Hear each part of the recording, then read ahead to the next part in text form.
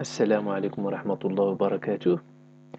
هاد الفيديو درتو ولا عملتو باش نشوفو اشنو كيسوى هاد بوليزاريو وشنو الجهد ديالو كاع فين غادي يوصل هاد بوليزاريو وشنو في نظركم القدرات ديالو باش يواجه جيش نظامي وقوي بثقل ديال الجيش المغربي. حنا كنخلو هاد العام 45 عام ديال التواجد ديال المغرب في صحرائه، وللذكر فإن المغرب استطاع عسكريا أنه يفرض الوجود ديالو على ثلاثة المراحل باستثناء المنطقة العازلة اللي قام بإخلائها بطلب من الأمم المتحدة. ويبقى أن المغرب يعول على التكنولوجيا العالية والقدرات الكبيرة ديال القوات المسلحة الملكية لمواجهة أي خطر قادم من مرتزقة البوليزاريو. دونك البوليزاريو حاليا يتواجد في تندوف وكيدير كان في السالف في التاريخ كان كيهجم على المغرب، على الخطوط المغربية من بير الحلو حتى الزاق ولا حتى كاع البير قندوج. ولكن قبل ذلك منين جانا هذا البوليزاريو فكرة خلقت في طنطان سابقا من طرف صحراويين كانوا باغيين يحاربوا الاستعمار الإسباني انطلاقا من المغرب، يعني مغاربة يريدون تحرير الصحراء. للأسف أن الميولات السياسية ديال المغرب جابت ليه العداوة مع البلوك أو على التجمع ديال الاتحاد السوفيتي، وكان سبب ولادة البوليزاريو هما شخصين، هما الهواري بومدين والعقيد قدافي. دونك إلى رجعنا للتاريخ فإن المغرب كيف قلنا توجه نحو دول الغرب والناتو، وهناك كذلك عداء بين قدافي والملك الحسن الثاني الراحل، اللي بغاو يجعلوا ان من قضيه الصحراء حتى الرايه ديال البوليزاريو راه كتشبه ديال فلسطين، شبيهه القضيه الفلسطينيه في شمال افريقيا، يعني سياسه تعريب ديال الارض والشجر وتعريب المنطقه ديال شمال افريقيا التي لا علاقه لها مع اي اونتيتي عربيه. ويبقى ان اللي حصل في هذه القضيه هي الجزائر الجاره اللي ولات هي الأم العازبة اللي كتستحمل أو كتصرف على هذاك المراهق، هذاك البرهوش ديال البوليزاريو. دونك لتفادي أي خسائر أو هجوم أو دخول ديال البوليزاريو في الأراضي المغربية، فقام المغرب ببناء 2720 من حائط الرمال المسلح ب بالألغام.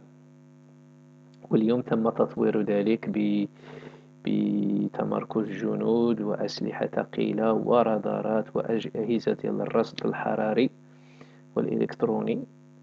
وقصد قصد قصد إشعال فتيل الحرب قامت الجزائر باستعمال جمعيات في البوليزاريو بالقيام بإقفال معبر القرقرات الذين يسمونه ثغرة غير شرعية، مجموعة ديال المدنيين، ويقولون أنهم في حالة ما قام المغرب بأي تمشيط غادي يكون حالة حرب، إعلان حرب على المغرب من طرف جبهة البوليزاريو. وملي تندويو على الحرب خاصنا نعرفوا اشنو تيسوى هذا البوليزاريو على مستوى العسكري.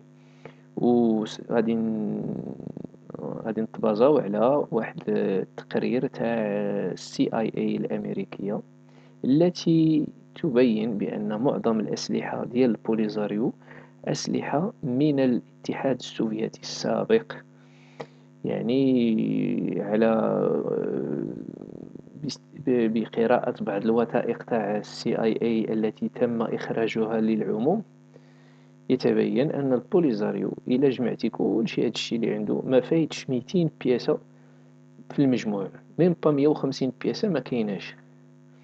دونك إلا بغينا نشوفو غنقولو نبداو بالدبابات اللي هي السلاح الأساسي في كل جيش، من المشاة ولا من العصرية، لأن تندويو على جيش نظامي هو ليس بجيش نظامي، عنده 75 دبابة ديال من فئة 36 طن من العهد السوفيتي، من أسلحة ديال الحرب العالمية الثانية التي تم تجديد بعضها، ومنها تي 62 اللي فيه 20 حبة، و تي 54 55 اللي فيه 50 حبة، يعني في التوتال واحد 70 حبة زائد واحد 5 ديال الطنوقة اللي ما عندهمش علاقة بهذا النوع، هذا واحد النوع تاني. وعندك عاوتاني أن معظم هاد الطنوقة فهما أسلحة قديمة جدا وأكل عليها الدهر وشرب، ولا تمتلك حتى مرائب لإخفائها من أحوال الطقس، من هبات الريح ديال الرمال. فهي يمكن مشاهدتها من جوجل ايرث، من الأقمار الصناعية ديال جوجل ايرث، ناهيك بالنسبة للقمر الاصطناعي محمد السادس الذي يستطيع رؤية أشياء متناهية الصغر. وهنا نرى بعض من الأسلحة التي تم اغتنامها وتحطيمها من طرف القوات المسلحة الملكية، والتي يتم عرضها حاليا في بعض من المعارض ديال الجيش في مناطق بحال أكادير، اللي فيه الكوموندمون ديال لا زون سود. ها هو في إطار بعض الأنشطة المفتوحة للعموم تم عرض دبابة تي 55 تم تحطيمها من طرف الجيش المغربي. ومعظم هذه الدبابات بحال هنا في بغداد من هذه نفس النوع تم رميه في المتلاشيات. هنا تنشوفوا بعض من الدبابات التي قام المغرب بإعادتها باقتنائها المرائب ديالو. وهنا تنشوفوا صورة للجنرال التليمي الراحل وهو يتفقد بعض من هذه الدبابات. في العدد ديال البوليزاريو ما فايتش اليوم 15,000 جندي وكثير من سيارات الدفع الرباعي، كاين اللي تيقول 300 بياسة، وأغلبها من فئة تويوتا لاند كروزر، وبين 35 و 45 مدرعة من كتمشي على الشني ولا على السنطة بي ام بي 1 تم تحطيم عدد كبير منها في حرب الرمال، وتم تصنيعها في سنة 1966 في الاتحاد السوفيتي، وكتحمل واحد المدفع صغير ديال 73 ملم وبندقية رشاشة ديال 7 ملم 2000 ضربة. بي ام بي 1 من الأسلحة التي يحب البوليزاريو أن يصورها في دوك الاستعراضات ديالو العسكرية وفي التنقلات ديالو. هو يستعمل للاقتراب والهجوم على أي على خط الخصم ديالو، يعني خط عدو. يستعمله كذلك الدرك البوليزاري كما تيسميوه. ولكن هاد الشيء كامل، هاد الأسلحة الثقيلة، هل لها ثقل أمام دبابات أبراهام العتيدة اللي تم اقتناؤها مؤخرا؟ وهنا تنشوف صور ديال واحد الفيسبوكي أمريكي الذي قام بتصويرها ونشرها في ريزو سوسيو أثناء الشحن ديالها للمغرب.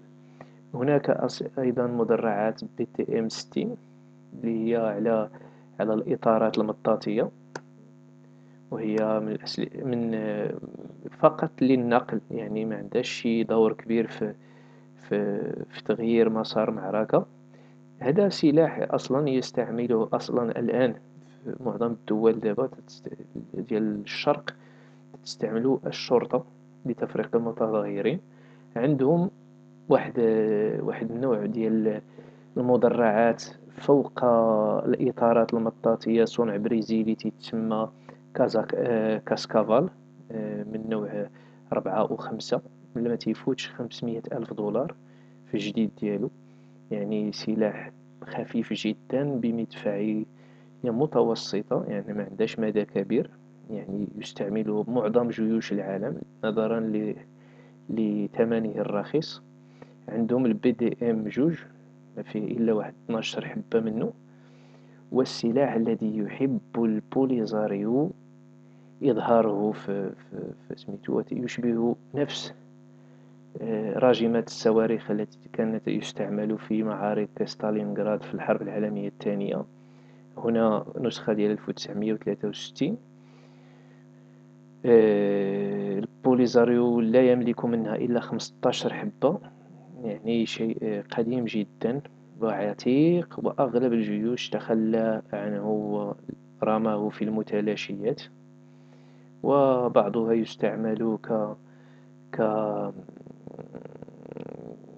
كأسلحة للعرض في المتاحف في دول الشرق، مع واحد ولا جوج بياسات ديال بي ام 70 اللي هنا كنشوفوا نسخة جد جديدة من روسيا الاتحادية، لأن ماشي هذه اللي كان عند البوليساريو، غادية على 4 ديال الإطارات، مدفعية ديال 122 مليمتر للمشاة، فيها 12 حبة ديال المدفع، يعني 12 مدفع. مضادات الطائرات من 23 مدفعية من 23 مليمتر، قديمة جدا من الصناعة السوفيتية العتيقة. وما أيضا إلى جانب البي ام بي 1، ما يحب البوليزاريو إظهاره هي منصات صواريخ سام 6، بحال القوالب ديال السكر دا يوريوهم لك باش يخلعوك بها.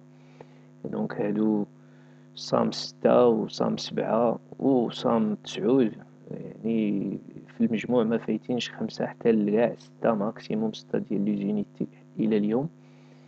حيث حاول حاول حاولت حزب الله تقديم بعض من هذه المنصات رمي الصام للبوليزاريو على حسب بعض الوثائق. وعندهم واحد الصاروخ اللي مضاد للمدرعات كيتولوف في أعداد لا بأس بها. ولكن في الغالب شنو هو الاستنتاج؟ السلاح قديم جدا عتيق، ما عندهمش وسائل ديال الصيانة، الدقة غير دقيقة. يعني اليوم الأسلحة تشتغل بالجي بي اس، بالكمبيوترات، بسميتو، لا وسائل لي ما كاينينش لي بيس دو غوشونج، يعني ما كاينش قطع الغيار،